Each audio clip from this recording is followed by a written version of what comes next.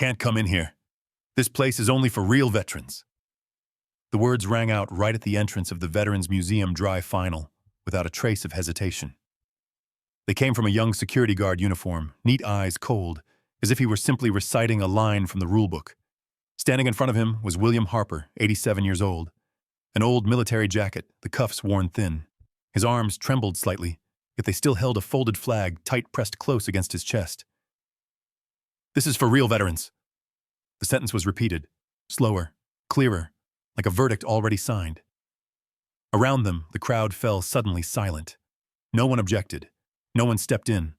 Only a few awkward, scattered chuckles, just enough to turn silence into complicity.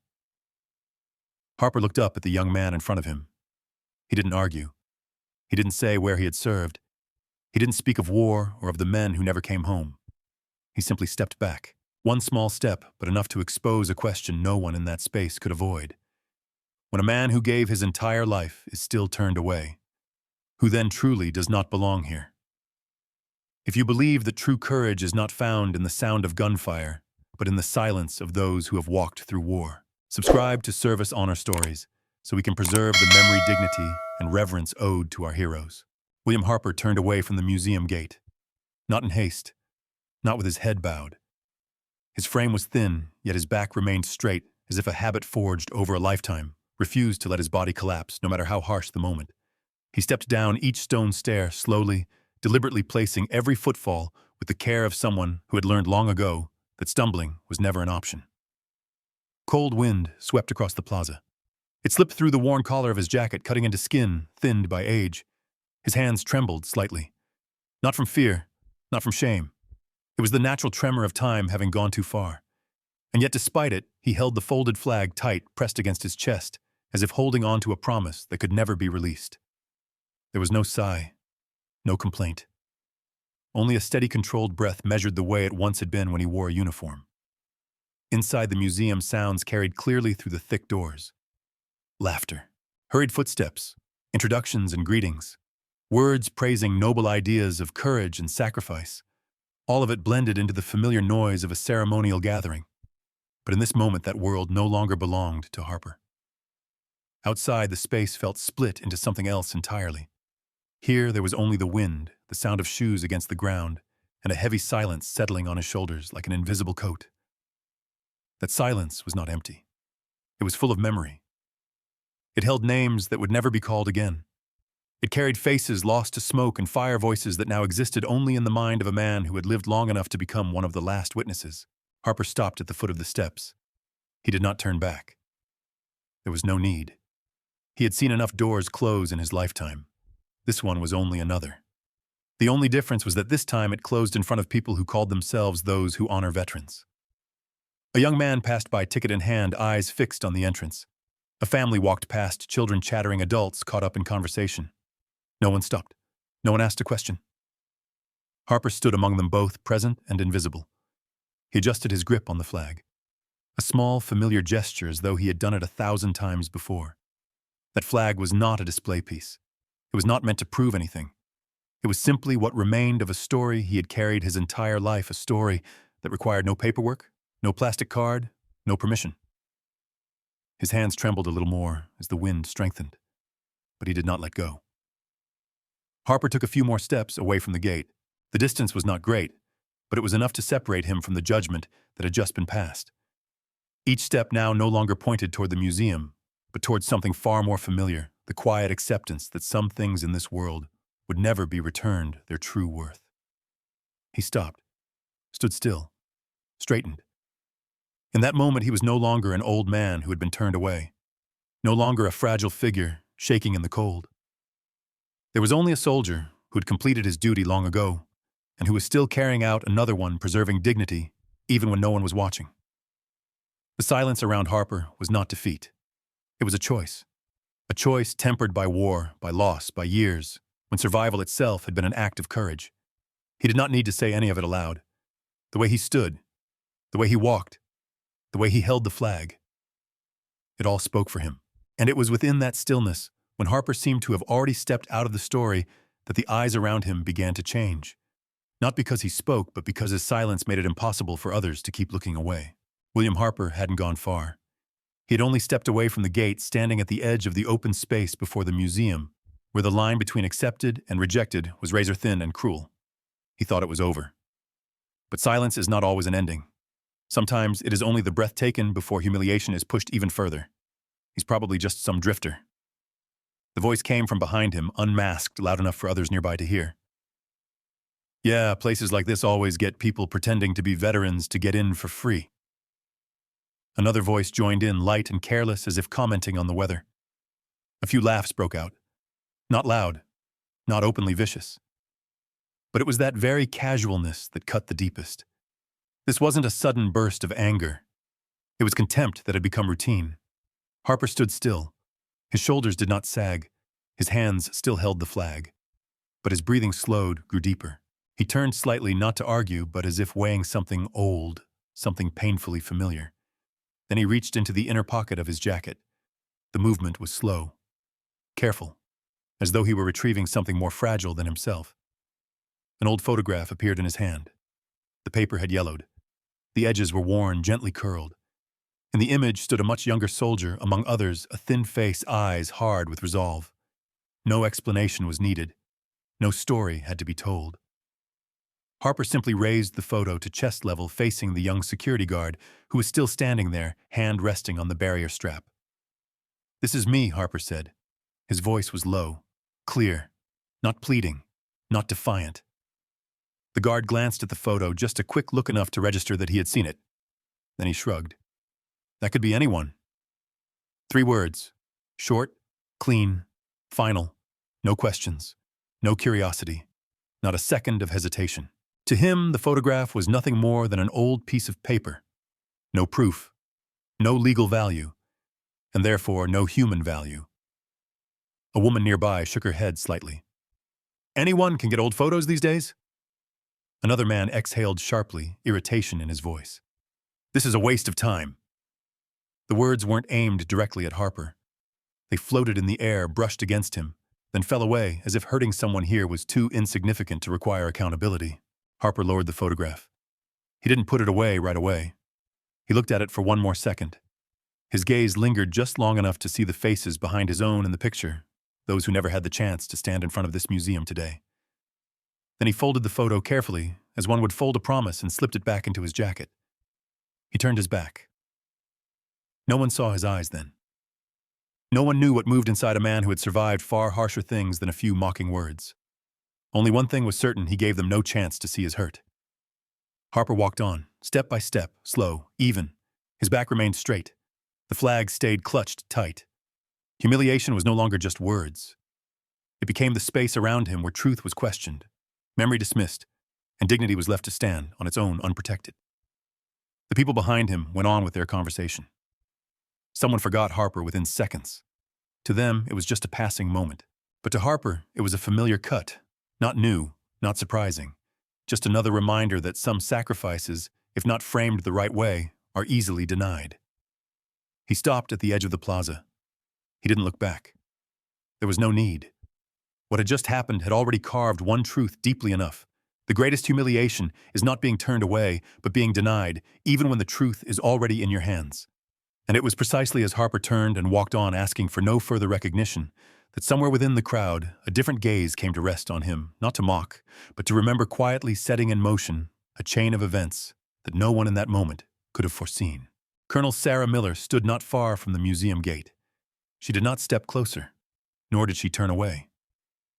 The gaze of a seasoned officer remained fixed long enough to take in everything that had just unfolded, the way the security guard spoke, the soft chuckles from the crowd, and the way William Harper folded the old photograph and turned his back, denying anyone a glimpse of his eyes. Sarah did not sigh. She did not shake her head. She was used to moments when justice failed to arrive on time. What set this one apart was that she refused to let it pass as a minor incident. She took out her phone and stepped aside where the noise of the crowd could no longer intrude. Her finger hovered for a brief second before dialing, as if confirming a decision that had been waiting far too long. "This is Miller," she said. Her voice was even, clear. A veteran was just denied entry to the museum. Elderly, no paperwork, publicly humiliated. There was a short silence on the other end of the line, not from surprise, but because the information needed to be placed properly. Sarah continued, adding no emotion, only the necessary detail. His name is William Harper. The name left her lips and entered a different space, one where things were not measured by appearances, but by records, memory, and responsibility. Sarah ended the call. She did not return to the gate. She did not look for Harper. She did not confront the security guard. Her role had shifted to another level where a voice did not need to be loud to carry weight. At the same time, Harper sat down on a stone bench near the bus stop. He placed the folded flag on his lap, both hands resting on top, a familiar habit whenever he had to wait. He stared straight ahead at the road. No expectation. No impatience. Just waiting. The way he waited did not belong to someone hoping for change. It belonged to someone who had accepted that the world would keep moving as it always had, fair or not. A bus passed by. It did not stop. Harper did not look up. He adjusted his collar and pulled his sleeves a little lower. The wind was still cold, but he was used to it. He had waited longer than this, in harsher conditions, for signals far more fragile than the bus that never came. Elsewhere in the city, Sarah Miller moved briskly through a familiar corridor. Her shoes struck the floor in a steady rhythm, not hurried but resolute. Each step affirmed that what had just happened was not personal. It was a matter of honor. And in her world, honor was not something to be set aside for the sake of procedure. She stopped at a door and knocked once. "Come in." Sarah entered and stood straight. "Sir, I just witnessed a veteran being humiliated right in front of the museum. I've confirmed his name. William Harper." She paused at exactly the right moment, allowing the name to produce its own effect. A look changed. No long questions were needed. Just one brief one.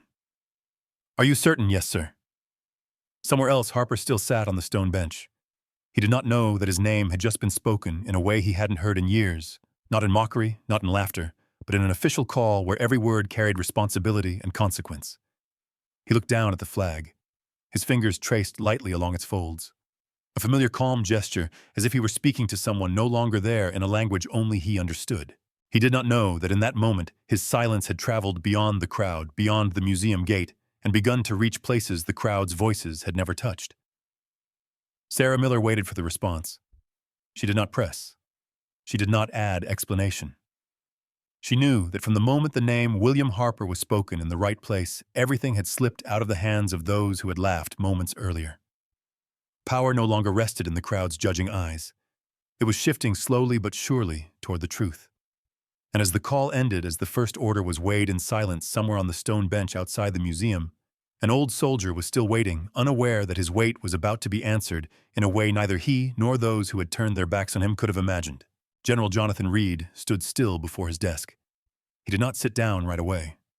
A thin file lay in front of him, not thick, not imposing, yet heavy enough to weigh down the room. Reed reached out and opened it slowly, as if he already sensed that the words inside were not merely information, but a piece of history waiting to be spoken aloud. "William Harper," he read. His voice was low, clear, unemphasized. He turned the first page. Korea. The next page. Vietnam. Dates appeared plain, unemotional. Just times, places, units. Yet to read every line reopened stories he had heard long ago on quiet evenings of his childhood when his father spoke of war in an even tone, never raising his voice. Reed stopped at one entry. His eyes caught. Valor Medal. He said nothing for several seconds. He simply reached out and touched the line as if to confirm it was real. No one in the room spoke. No one felt the need to urge him on. They understood that for a man like Reed, this silence was not hesitation, it was respect. "He was there," Reed said. "Not once. Not from a safe position." He turned another page. A brief note, few words, but enough to change the meaning of everything. Reed drew a deep breath, then looked up. "If not for this man," he said slowly, placing each word as if it were an oath, "I would not exist." No one reacted immediately. There were no gasps, no unnecessary movement. The statement needed no reinforcement. It stood on the weight of truth alone. Reed stepped back once as though he had crossed an invisible threshold.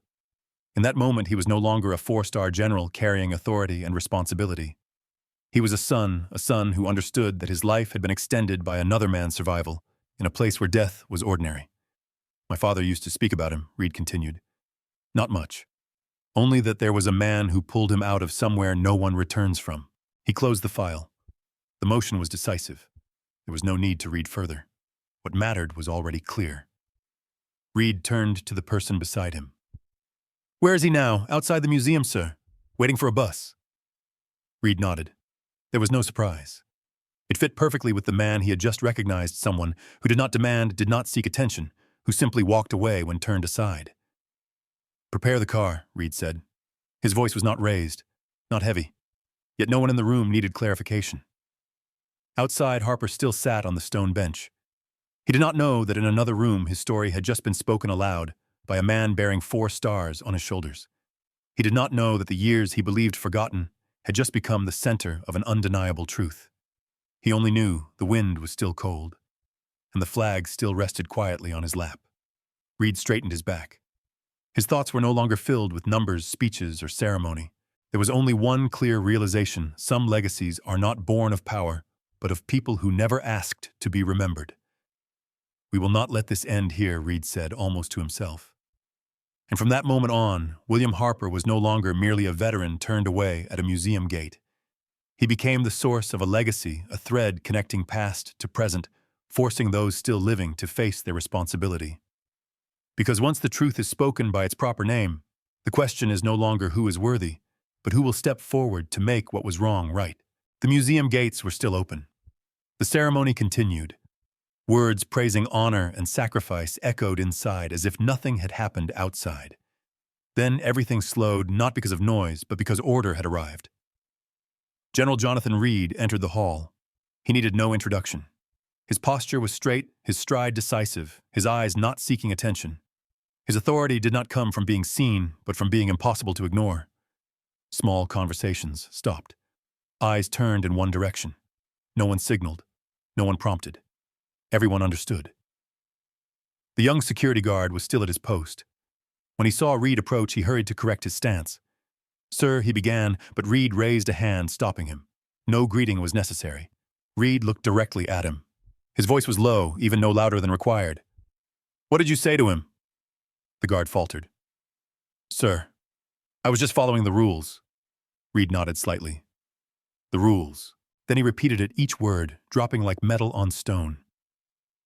"You don't belong here." The familiar sentence echoed through the hall. This time it was no longer a rejection. It was evidence. A few people in the crowd lowered their heads. Others exchanged looks, realizing that the words they had just heard no longer stood on the side of power the way they once had. Reed did not wait for a reaction. He turned to the person in charge of the ceremony.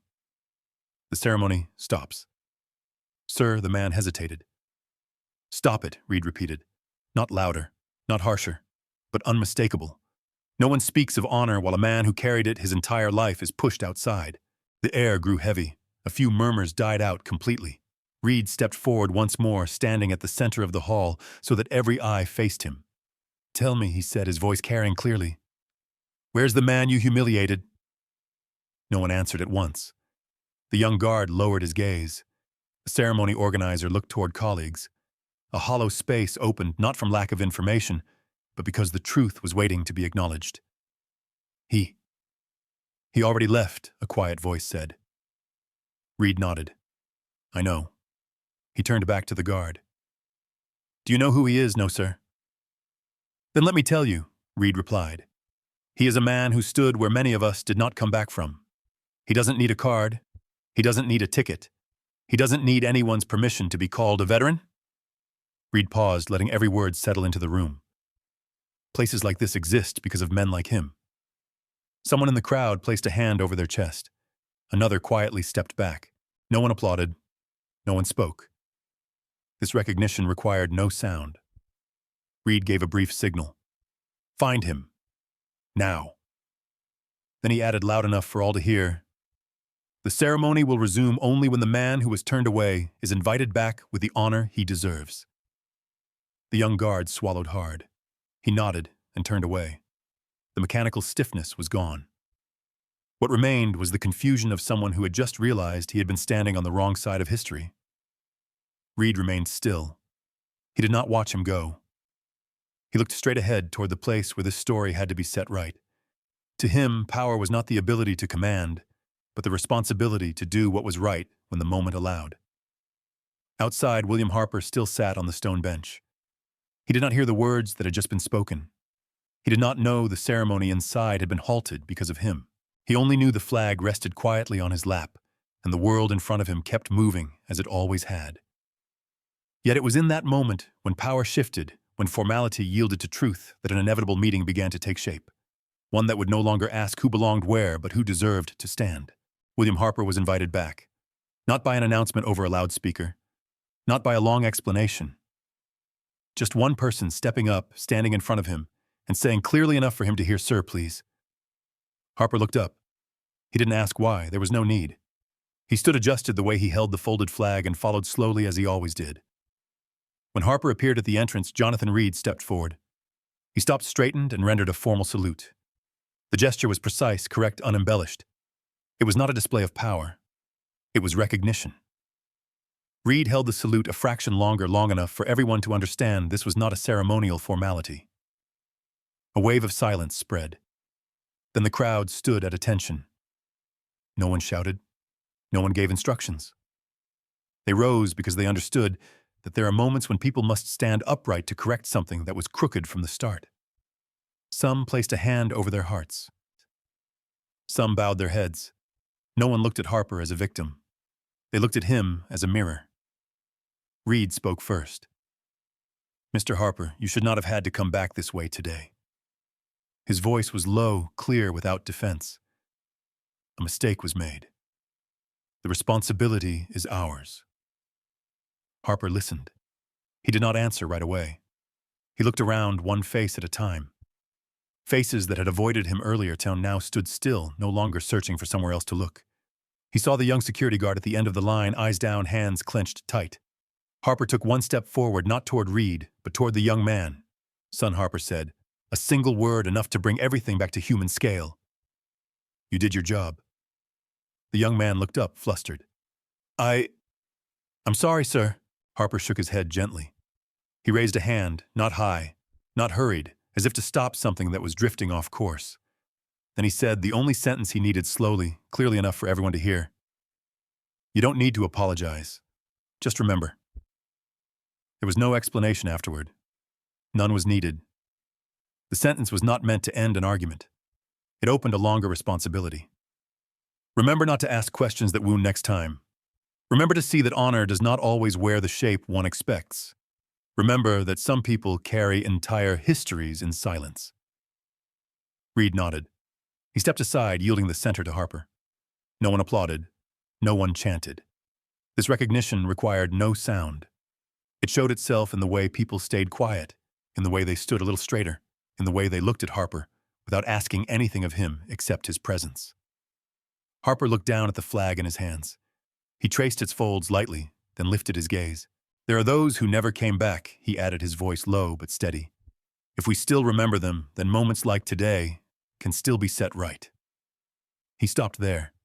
He did not need to say more. The young security guard stepped forward half a pace, then stopped, as if learning where he truly belonged.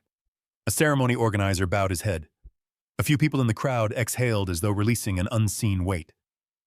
No one argued right or wrong anymore. The lesson had been laid down, clear, unavoidable. Reed spoke briefly. "The ceremony will continue, but not the old way." He looked at Harper. "With you present." Harper nodded. Not because he had been invited, but because he understood that there are times when one's presence is no longer a personal matter. And as those standing nearby began to realize that today's lesson would not end with a single sentence or a single gesture, but would follow them out of this place, another question quietly took shape, after remembering what would they do to turn that memory into a legacy. In the days that followed, everything changed quietly, yet irreversibly. The museum director submitted his resignation. No press conference, no lengthy explanation. Just a brief statement accepting responsibility and stepping away. The decision could not undo what had happened, but it sent a clear signal some mistakes cannot stand in the face of another person's memory. The board announced a new policy. No more mechanical barriers. No more treating paperwork as the sole condition for respect. Every veteran would be welcomed first with attitude, first with listening. Staff were retrained not to learn new procedures, but to learn how to recognize dignity when it appears in its simplest form. In front of the museum gates, a memorial bench was placed. A wooden bench, no advertising, only a small plaque dedicated to those who served. It was not built to be displayed. It existed to remind. From that moment on, a quiet custom took shape. When a veteran stood nearby, no one sat down. No one needed to be told. No rule was required. William Harper returned every weekend. He arrived early, sat on the bench, and placed the folded flag beside him. Not everyone recognized him, and he didn't need to be recognized. Children passing by stopped out of curiosity. "Sir, were you really there?" Harper smiled and nodded. He told just enough. No embellishment, no grand gestures. Only the things that needed to be remembered. He spoke of names. He spoke of those who never came back. He spoke of standing upright when everything around you collapses. The children listened in a silence that only exists when something more important than a history lesson is being learned. Adults standing nearby listened with the many understanding for the first time that war does not end when the gunfire stops. Harper never became a promoted symbol. He didn't appear on posters. He remained an old man in a worn jacket walking slowly. Yet every time he sat on that bench, the space around him changed. Not because he asked it to, but because his presence compelled others to slow down, to remember to look beyond the surface. One afternoon, a young person stopped in front of him. "I work here," they said. "I want to thank you." Harper looked up and shook his head. "Don't thank me," he replied. "Tell it again." The young person nodded, and the story did not end there. It went home with them, was told at dinner tables, mentioned in conversations that seemed ordinary. Honor no longer lived only in formal ceremonies inside. It existed at the gate on a wooden bench, in small stories, passed from one person to another. Those who once walked past Harper without seeing him now slowed their steps. They looked more closely, not only at him but at the people around them. And it was in those simple moments that the lesson was completed. No climax, no grand declaration. Just one truth held steady day after day. Honor does not live on paper. It lives in the memories we choose to keep. If this story makes you believe that honor and kindness never retire, please share this video and subscribe to Service Honor Stories so that none of their memories are ever forgotten. Brave veteran stories. We remember the quiet heroes